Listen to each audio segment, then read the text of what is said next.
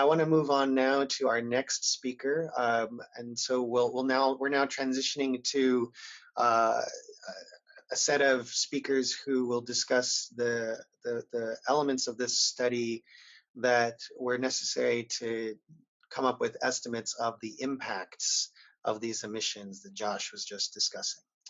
Our next speaker is Dr. Daven Henze, Associate Professor of Mechanical Engineering at the University of Colorado at Boulder.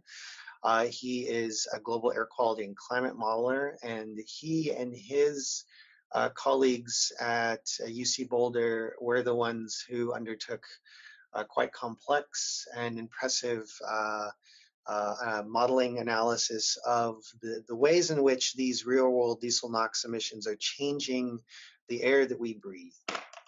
So with that, I will hand it over to you, Daven, for your brief presentation. Great, thank you, Ray. Well, hello, everyone. As Ray mentioned, my background is in air quality modeling. So our role in this study was really starting with the emissions that have just been discussed, and to model how those emissions transform into impacts in the atmosphere in terms of concentrations of ozone and particulate matter. So if we can go to the next slide. There's a little schematic here that shows how our modeling works. We're using a tool called a chemical transport model. The model in particular that we use is GeoSchem. This is an open source tool developed by over 100 researchers over the past more than a decade, with some fundamental citations listed here, but if you go to the website, that's where you can download the model or look at many more recent publications about this tool. What this model does is takes as inputs emissions inventories, such as what has been described in the previous part of this talk, as well as estimates of meteorology. So this model itself isn't a climate model. We're not in this study predicting climate or predicting weather. We're taking best estimates of what the weather was, and these come from a NASA office. So they give us estimates of which way the winds were blowing, what was the temperature, relative humidity, things like that, everywhere around the world for the year 2015. We're keeping that weather for the year 2015 constant in our model as we then go about various simulations that change the emissions. And the model, using high performance computing simulations, simulates the transport of these gases, the reactions of NOx with VOCs in the presence of light to create ozone, the reactions that lead to ultimately the formation of PM2.5 from species impacted by NOx, the distribution of these species as they move around the world, and their eventual deposition and loss from the atmosphere. And an example output is shown on the right. So what we get out of these models is a gridded map of pollutant concentrations, and this particular figure is one for ozone. So next slide, please.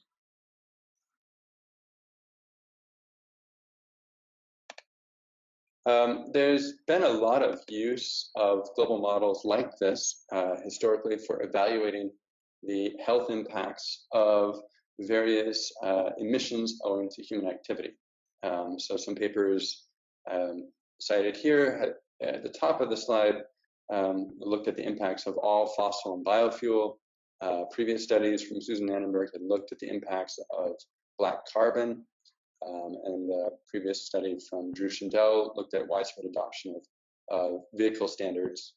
And I wanted to comment on sort of one technical aspect of the work that we did, which we think is allowing us to make a better estimate of the impacts of these kinds of emissions on particulates and the health impacts of particulates.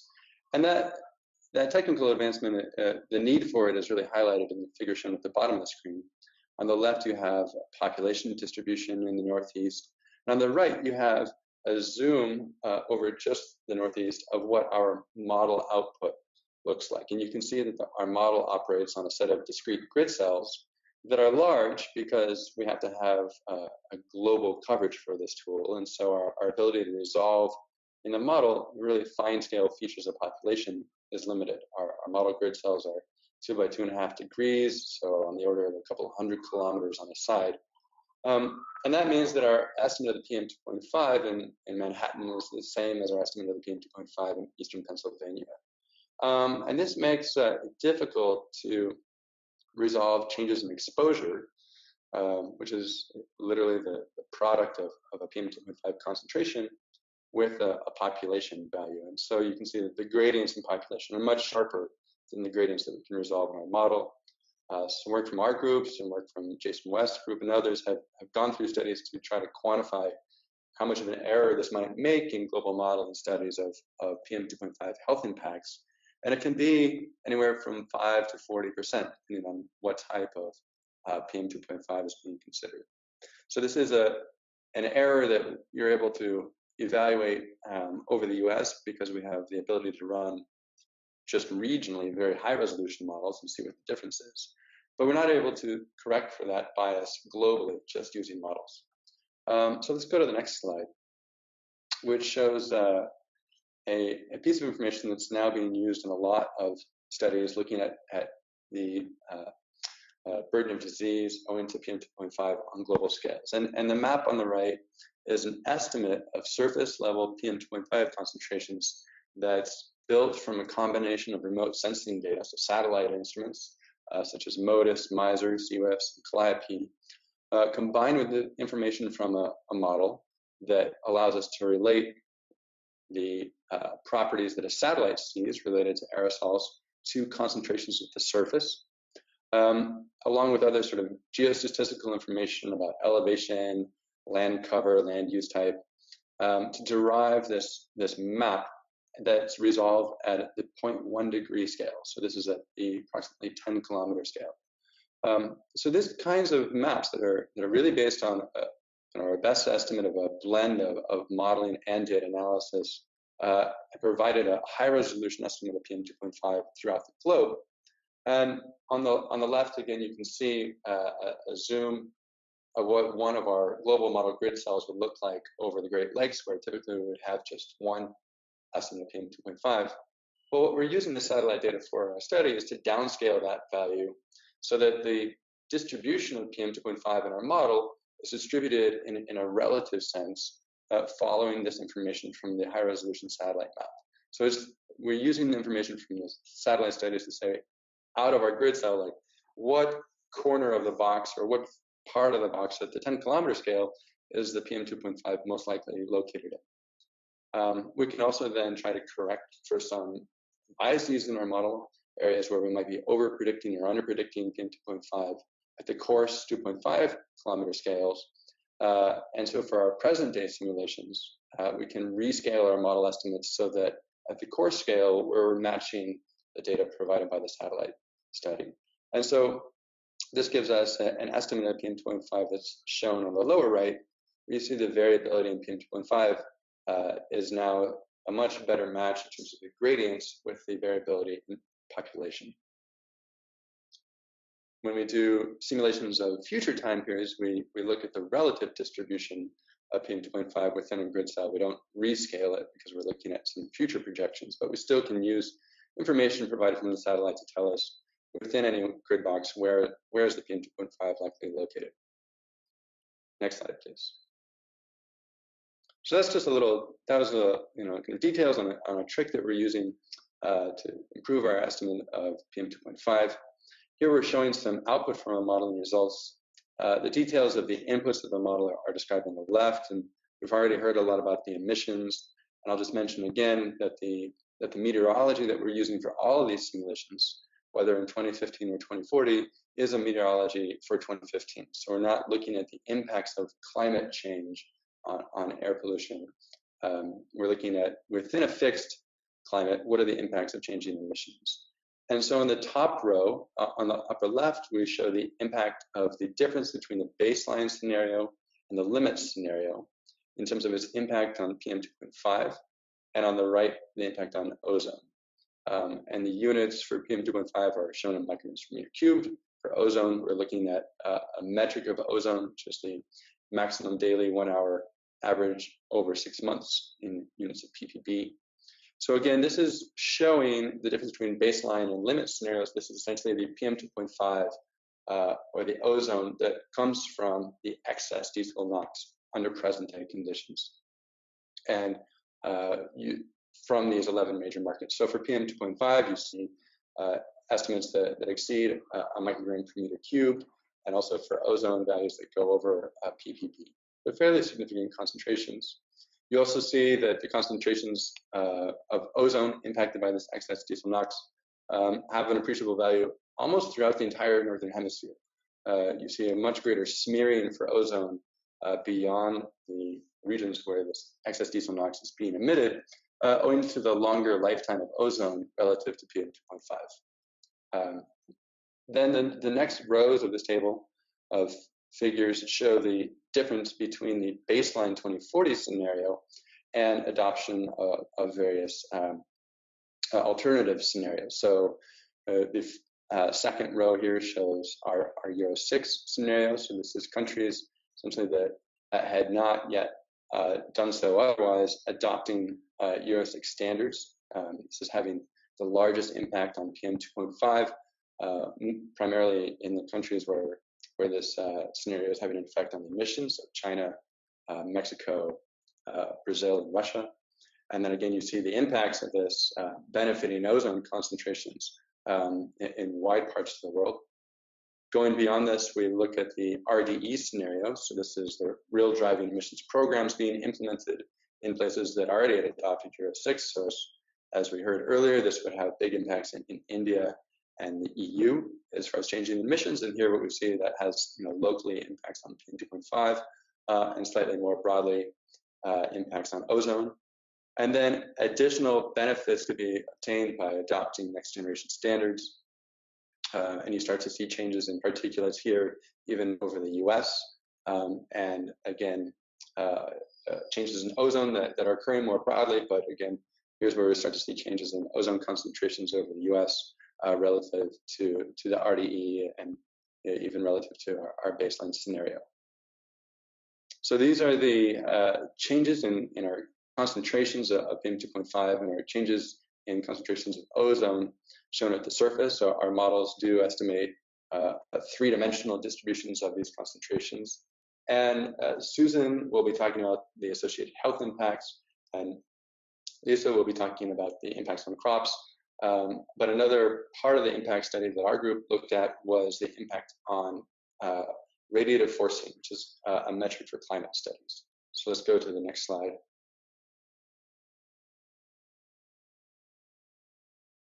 Here we're showing our estimates of the different scenarios impacts on radiative forcing, which is the change in the energy balance at the top of the atmosphere owing to the presence of constituents in the atmosphere. So a negative radiative forcing is something that will ultimately cause a climate cooling.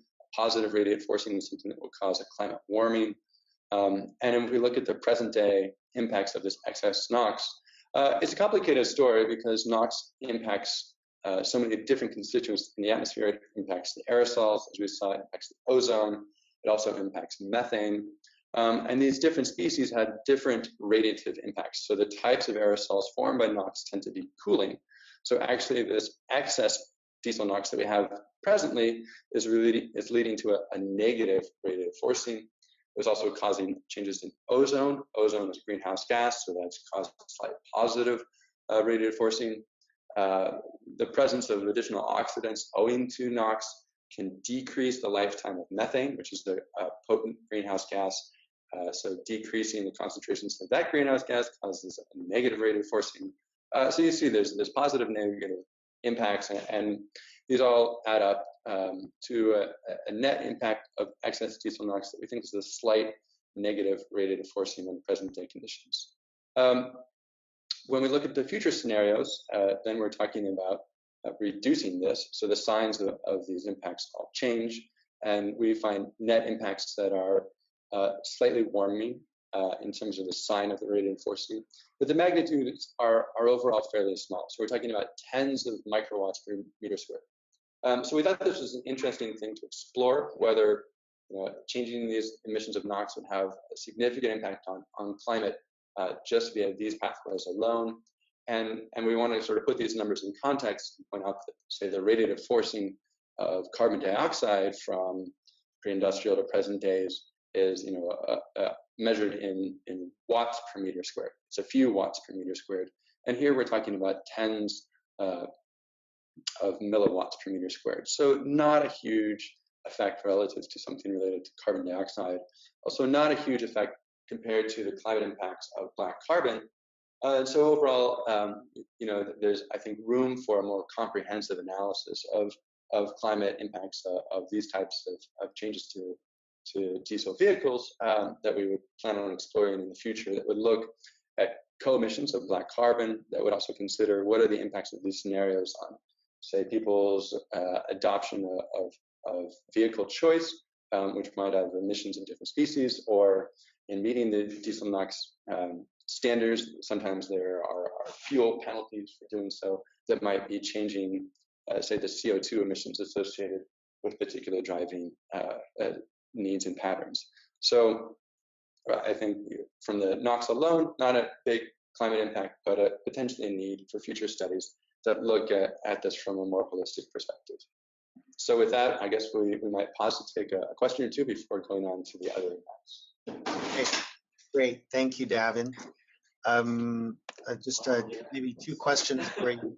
The first one, just reflecting back on the discussion of the climate impacts of diesel NOx, and perhaps reiterating that this was a study that only looked at diesel NOx emissions and their impacts, and so this was not a study of the impacts of all diesel emissions, and for that reason, the study wasn't able to do kind of a comprehensive take on what the climate impacts are of diesel engines, which might justify kind of a future analysis. And also, as you mentioned, the upstream impacts or the life cycle impacts that perhaps deserves a deeper analysis, especially considering the potential shift in the future to new vehicle emission standards and the extent to which that changes the emissions characteristics of diesel engines.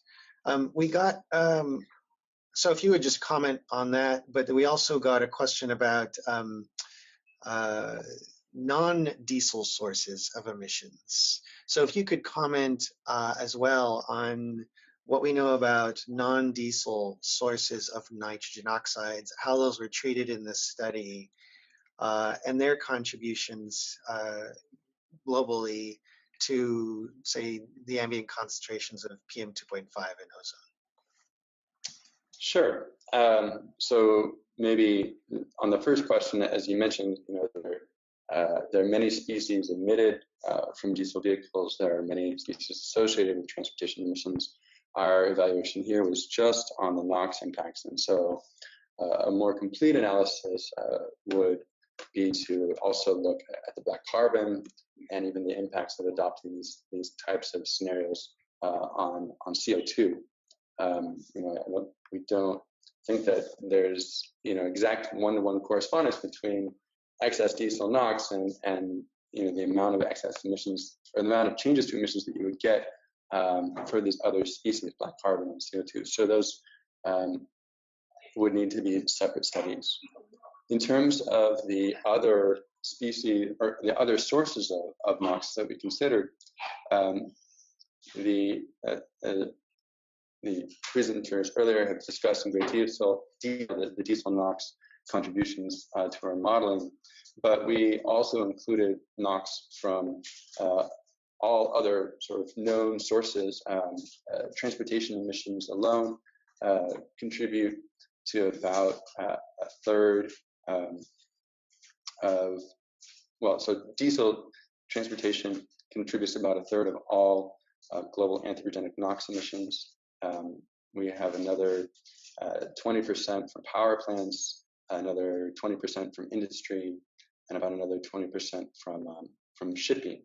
And then anthropogenic NOx is then only a fraction of total NOx. There are additional sources of NOx from lightning, that's naturally emitted from soils. These are not as large as the anthropogenic source, but they are something that we consider in our model. as well as the anthropogenic and natural emissions of other species, in particular the VOCs that are reacting with NOx to form particulates, and say the sulfur dioxide emissions that are leading to compounds that also contribute to aerosols, to which NOx are contributing to as well. So, this geoschem chemical transport model is a fairly complicated general tool for looking at many different types of questions in atmospheric chemistry and air pollution that comes with it, emissions from all those other sources. And so those were all held constant while we just changed these scenarios looking at the different levels of diesel NOx. Okay, great. Thank you, Daven. And we don't have Zig Clement on this webinar, but for those who are listening, Zig Clement at EASA led the development of the non-diesel emissions inventories, and questions regarding those inventories can also be directed to him. And for those who are looking for his contact information, you can feel free to reach out to any one of us who are co-authors on this study.